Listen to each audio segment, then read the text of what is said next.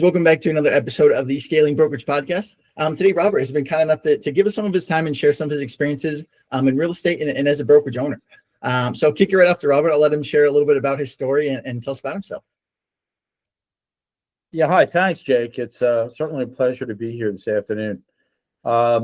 Just to give you a little background on the office and myself, the office is located in Brigantine Beach. And for those of you that are not familiar with Brigantine Beach, it is directly north of Atlantic City, which I think many people have heard of.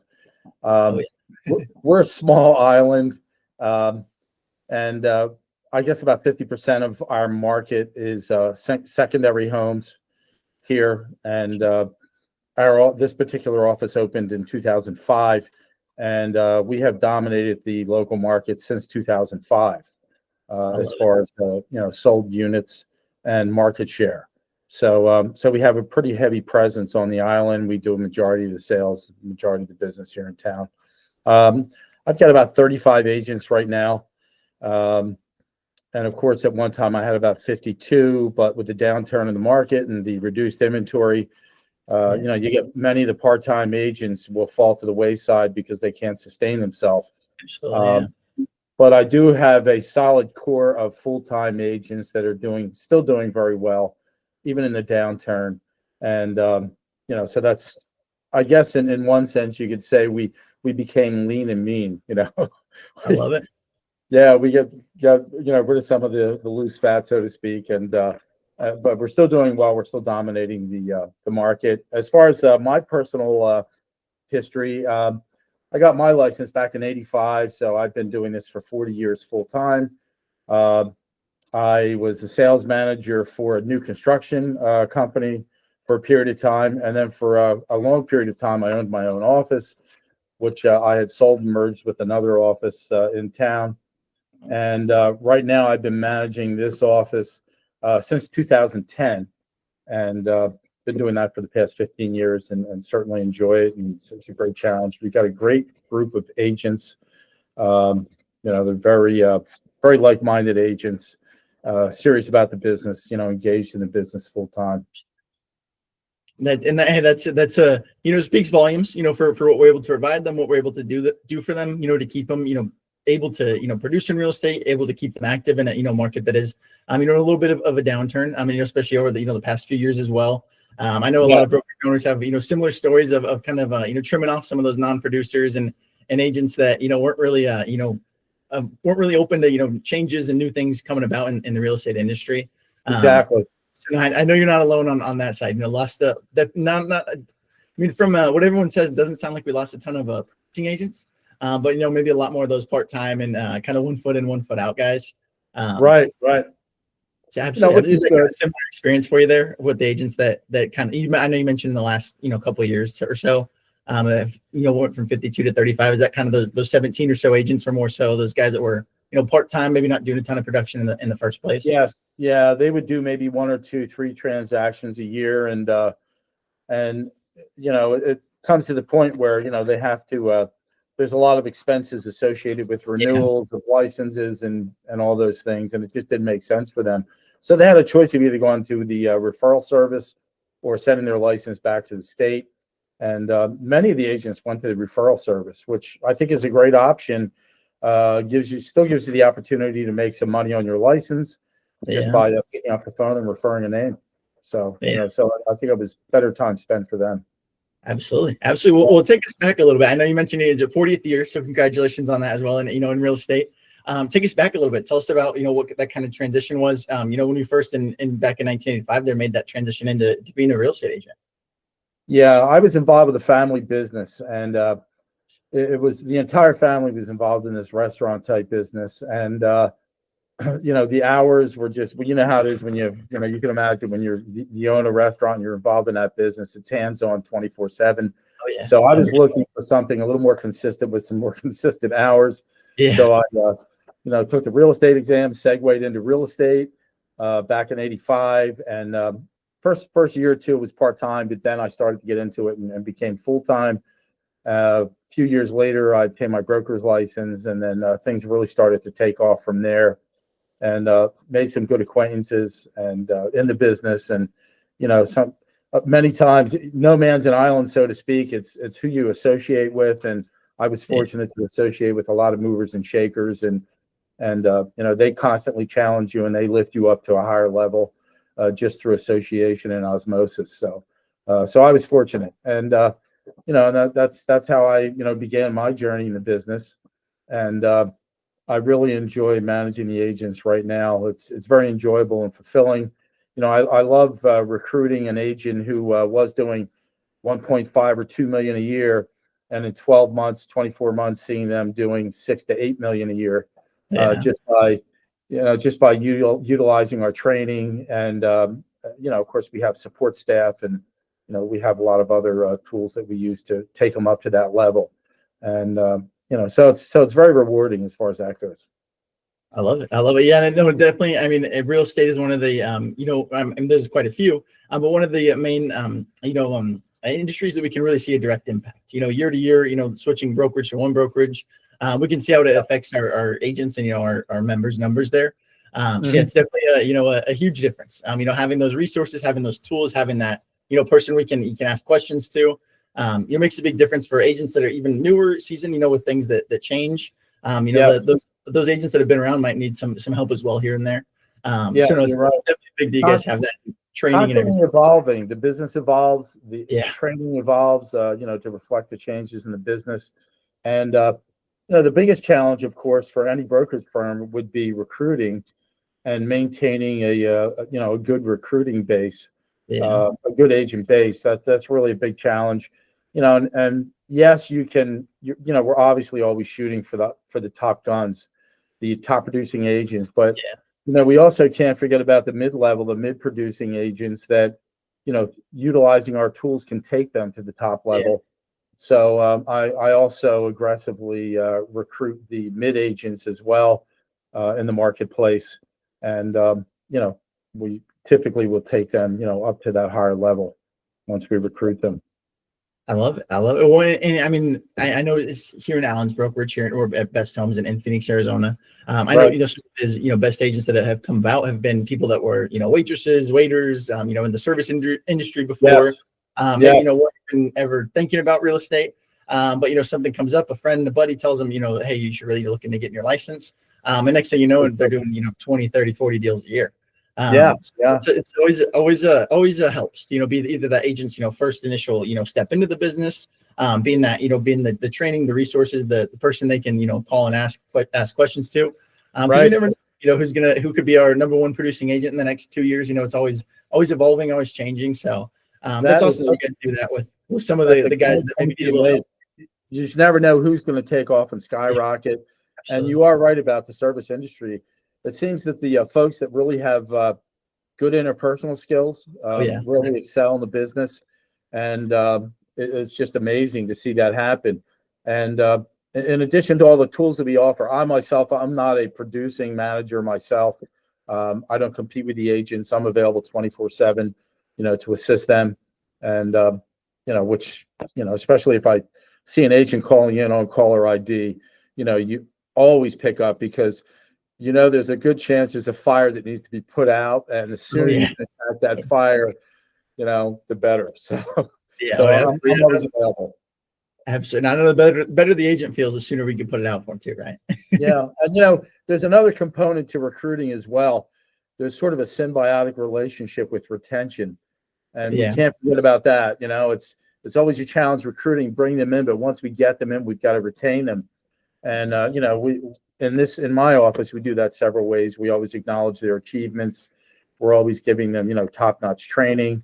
And then we do the other, more subtle things, like we acknowledge their birthdays. That's something that they really get a kick out of. We have parties on all the holidays. We create a real family environment in the office. They feel like they belong. They feel like they're valued. And that's all part of it too. And then again, you also can't forget about your employees that are sitting behind the front desk answering phones and things. Your office administrators, a couple of days a week, I'll bring lattes in the morning, or buy them lunch. You got to keep them motivated too. So, so it's all important, And if agents feel valued, they're not going to leave, and especially during the recruiting, if you have a strong UVP, You know, if you've got a strong UVP, and you're talking about all of the advantages of the office, your conversation doesn't have to be dominated, say, by a commission split. You know, you get some agents that's all they're thinking of in their head is, I want 90%, I want 95%, or whatever split they're talking about. You know, certainly, you know, if you have a strong UVP, you know, you can have discussions other than commission splits by, you know, showing the value in other ways. And, you know, it's the old saying, you know, you can have a 90% split, which is just about the entire commission. But, you know, if the office isn't doing anything, if they're not offering training, if they're not pushing you forward, I mean, it's 90% of 0 is 0, right? So, so it's important to relay that. Absolutely. Well, and to switch gears a little bit, I know you mentioned, you know, being in the industry 40 years, you know, running offices and you know, owning your own brokerage, sounds like the past 20 or so. Can you tell us a little bit about, I mean, I know through, you know, 08 and 09, through, you know, through NAR, through COVID, everything there. Have you run into any challenges, you know, anything you feel like slowed you down that, you know, might be helpful sharing with some guys out there that, you know, might be in similar boats? Yeah, especially when the you know, going back to the 08, like when the market crashed, you know, the mortgage rates just took off and skyrocketed.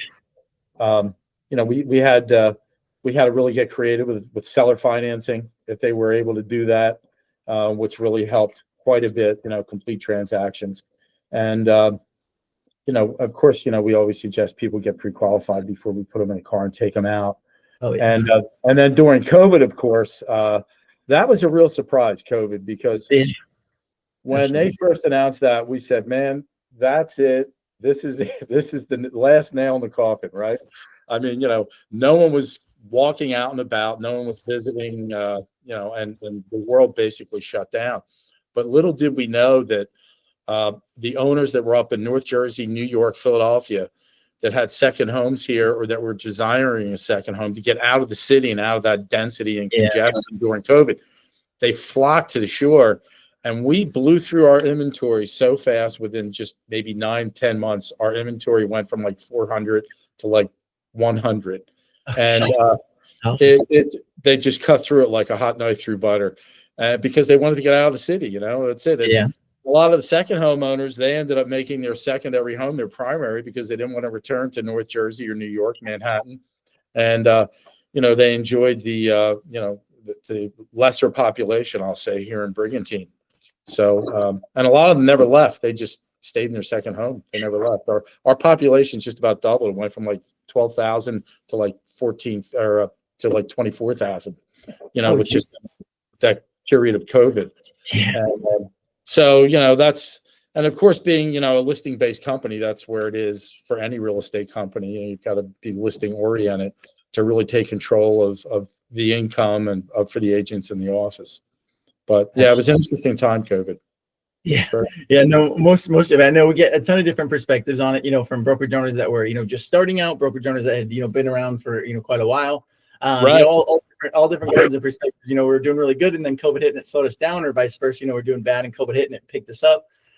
So it's interesting. It's nice to get everyone's take. I know even like we spoke to someone last week that was in Florida in a smaller, kind of more, I forget how you mentioned it, but like a more vacation market essentially, secondary home market. So yeah, it's interesting. In their COVID season, a lot of people are moving away. We're trying to get away from them. Versus, you know, you guys had a big influx. So that's really cool. That's an interesting take on it, but interesting story of, you know, how we got through there. Oh yeah, it was. And as you said, it was different for, you know, whatever market you were in, it could be certainly different. You know, whether you were in a primary or a secondary market. Yeah, and I know being out here in Arizona, I know a lot of people flock to Arizona as well, with us being, you know, one of the more, kind of open states about, you know, masks and all things combined. Yeah, it was definitely, it was interesting seeing all the different license plates from all out of town, all people from different cities and states. And it was a fun time. Everyone learning the roads and. It was a different time. It was very interesting. Yeah, and then I think that was one of the strangest, and some people can probably relate, you know, seeing like the freeway or seeing roads just completely empty. That was the strangest thing for me. I was working at a high-rise building then, and they deemed us essential, so we were still working. And yeah, it was crazy leaving for work at night and like nobody's out and everyone's got. It was weird, definitely weird. It was a strange lifestyle. Yeah, right. I know you mentioned before too a little bit about recruiting being a big part of what you guys do over there. Yeah. Do you guys do are you guys doing anything currently right now to attract agents to you? Or do you guys do more like kind of pounding the phones, and like getting agents that work with the other agents in the brokerage there? Yeah, that's a really good question. And what our focus is now is we refer to it as relationship recruiting, where we'll develop a relationship with the agents in the other offices. And whether it's acknowledging some achievement a family member made that they posted on Facebook, or an achievement they made, it's just staying in touch with them and developing a relationship with them, with the thought that at some point, from my experience, in each office, some cataclysmic event occurs, and the agents suddenly say, you know what, I think it might be time to look at another brokerage firm. And of course, if you have that relationship develop with them over time, you're going to be the go-to broker. You're going to be the guy they pick the phone up and call next. And that's what it's all about, really. We were calling every week, and over a period of time, I mean, they just don't answer the phone. That's the reality of it. They see you're on call, it's like, oh, it's Bob Sutton again, and I know he's just going to talk to me about coming over. Yeah, but, and the other thing is just to take an agent out to lunch and say, hey, look, I don't even want to talk to you about recruiting. I don't even want to talk to you about coming to my office, but I'm just interested to know how you're doing, and let's go out and grab a lunch. And that's all part of developing that relationship with the agent, so that at some point, when that cataclysmic event occurs, they're going to think of you and pick up the phone. Yeah. So it's just relationship selling. And that really kind of mirrors what our agents are doing with their customers, right? It's all about relationships. Like, for example, we've stopped all of our print advertising. We have no more print advertising. And now the agents are just digging into their relationships and developing those relationships, getting referrals from the relationships. And, so it kind of mirrors what we're doing with the recruiting as far as the relationship goes. Yeah, absolutely. Yeah. I know you mentioned before too, having about 24,000 people in the market there. Do you know like how many agents you have in your MLS in total? In Brigantine, we have about 120. We have about 120. Okay. Yeah, and again, especially right now, I'm going to say a third are part-time. They don't really engage in the business. They pay the MLS fee, they pay their dues, but they don't really engage in it. So we probably, maybe we have 75 that are really active, and 30 some are in my office. So I got almost half the active agents on the island here in my office. So it's it's a good thing, certainly. That's awesome. Hey, that's awesome. And definitely, a lot of people like to speak to the big markets and how much competition we can face there. But the small markets can be even more difficult. I know one of the brokerage owners that Alan works with, his name is Billy, is in the Northern Ozarks. But he's a little bit bigger, actually 250 agents in the MLS or so. But we know how difficult and how different it is recruiting there versus, like New York or Arizona or, Vegas, like those big, robust markets. So the fact that you've been able to, really control your market, with having over half of the, producing agents underneath you there, it definitely speaks volumes, what you're doing. And obviously in a smaller town, even in a bigger town, everybody talks. So that really, speaks volumes to what you guys are doing, and that you guys are doing things the right way. As far as branding with the community, we've always been conscious about that. We always, we have a charities fund that we donate to the local charities, and, we're deeply entrenched and rooted in the community activities. So, that all helps too. It's all, it's another spoke in the wheel of successful office, Yeah, absolutely. You definitely have one over there. You guys are, it sounds like, from, what you guys have and what you guys have built, it sounds like, we're doing great there. Just curious. Have you guys ever looked at like expanding, going into any other markets, anything like that? Yeah, well, we do have other offices, throughout the tri-state area. But, at this point, we've been consolidating some of the locations, which just makes sense, especially in this market. So we've been doing some consolidation, but we do have offices throughout the tri-state area. And along the shore, we've got 5 different offices. I'm the northernmost office in Atlantic County, but we go all the way down to Cape May. We follow the entire shore down to Cape May. I don't know if you've ever been to Cape May. It's a great little town down there. But yeah, so we kind of got the shore covered, the South Jersey shore. Yeah. That's awesome. That's awesome. That's awesome. Well, and just get, do you just run the one office? Do you have to do you run all five there? No, I'm running this particular office, and Gotcha. we do have managers that are running each of the other shore community offices. And even though they're shore communities and we do share some similar traits, every market's different. So Yeah. we just thought that was the most effective way, is to have an individual designated manager sitting in each office. Yeah. And they're non-producing managers, which is good because they're available to the agents, 24/7. Yeah, Yeah. and it helps agents not feel like, when, especially if they're a new agent coming in, feeling like they're having to compete with their manager, the guy that's been there for, X many years. Yeah. It can be daunting for them. So that's awesome. Yeah. So and we decided to, I myself, I decided to be non-competing, and I just think that's the way to go. And, and this way you're there for the agents 24/7. Yeah. I mean, that's just, and that's a personal choice. I know other owners and managers that, do compete, some out of necessity because they need to bring in income if it's a smaller firm. Yeah. Yeah. Needing to keep the lights on, I think, is definitely a big kind of commonality of, those brokers and owners that do compete. But definitely, when we can, and when we can, take ourselves out of that role, it obviously, helps free us up for, other things, retention, helping keep those agents happy. So that's awesome. Just curious. I mean, usually we touch on, kind of the future vision growth for yourself and the business there. Right. And I don't know if you just, specific to you or, all offices over there. What would be kind of be the goal for you guys by, the time we reach 2030? I know it sounds a little bit like the future, but what would you guys look back and, I mean, I myself, I've been doing this 40 years. I have no plans to retire, so love it. I I'm love it. going to keep pounding the pavement, as we say. I just have to keep busy, and that's just my thing. I couldn't imagine retiring. If I retired, I'd probably flip into the agent side and just, become an agent, teach as an agent, which most managers do, when they're through with their management stint. But but I have no plans to retire. And I think as long as we continue to evolve and change with the market, our office will continue to remain a dominating office, and, attracting, the top agents and retaining the top agents. So I think we're going to, retain that, that dominant market share. I love it. I love it. That's awesome. And definitely, obviously 5 years from now, when we look back, hopefully, obviously the, market continues to grow. We continue to get more people in, obviously get more agents in there as well. Hope you guys continue to grow and continue to, control the market there, right? Yeah. I mean, recruiting is really the name of the game, and if you're not recruiting, you're not replenishing your agents, at some point it's quite evident, you're going to fail at some point if you're not constantly, because agents will always be leaving for one reason or another. Absolutely.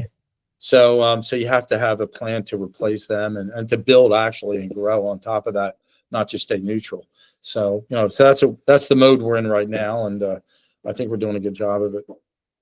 Absolutely. And that's one of my founder Alan, his favorite quotes, I think, is if we're not growing, we're dying. So even if it's a slow growth, some type of incoming agent.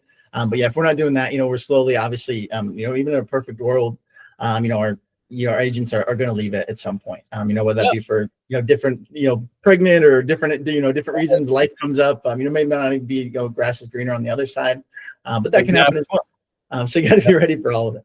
Yeah. Or it could be for that other thing other than paying taxes, Yeah. Right. That's another reason agents will leave the business. But you just have to constantly be replenishing, and that's really one of our big goals. And if you recruit, it seems like everything else falls into place. Absolutely. You recruit and you build. So that's our mindset. I love it. And let the people. Or sorry, I apologize. I skipped one there. The one of the last things I wanted to touch on. Did you have anything advice for newer brokerage owners? Someone getting started in today's market. What advice would you give them there? Yeah, getting started in today's market, if you're going to open your own brokerage firm, I would spend as much time recruiting as possible. I mean, that's really, that's the fastest way to increase the productivity and the income to the office is recruiting. And, agents, you can get them to a top level, but if you're not building up on the agent base, you're not going to exceed a particular level of income. So it's really important to recruit. And then once you recruit, to pay some attention to retention. and taking some steps to retain the agents in the office. So, I mean, they're the two things I would say, really, and everything else would falls into place if you handle those two. Yeah, absolutely, absolutely. And I know from speaking with Alan here in the office, having those agents consistently coming in, adding revenue gives us options to do other things like revenue shares, title mortgage companies. There's so many different options that we can do once we have that those agents or those those people in the family underneath of us working and producing. But like you said, it all starts with the having quality training, onboarding, the whole process and systems of they have behind them. Really makes a big difference for them.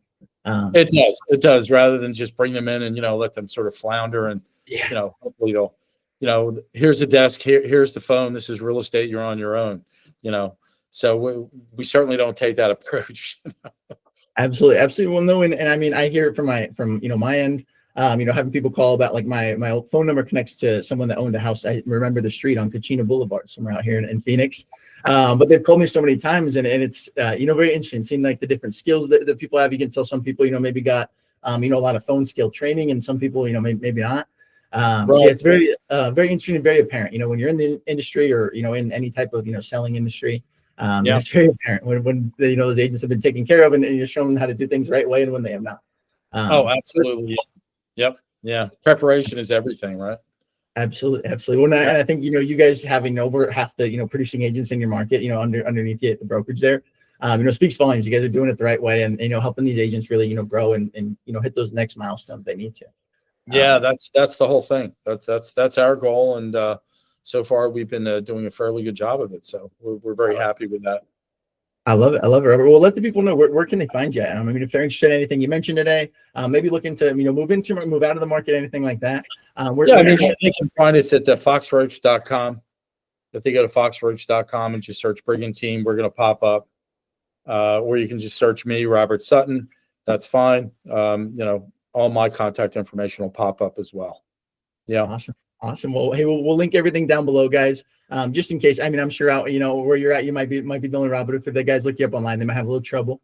So we'll link everything down below. We'll link you directly to his website and anything else we got there's social medias, anything we can do. Yeah, that's perfect. But hey, I appreciate you for coming out today, Rob. That was very good podcast. I appreciate you. Yeah, no, I appreciate you having me on board. It was a real pleasure. Thank you.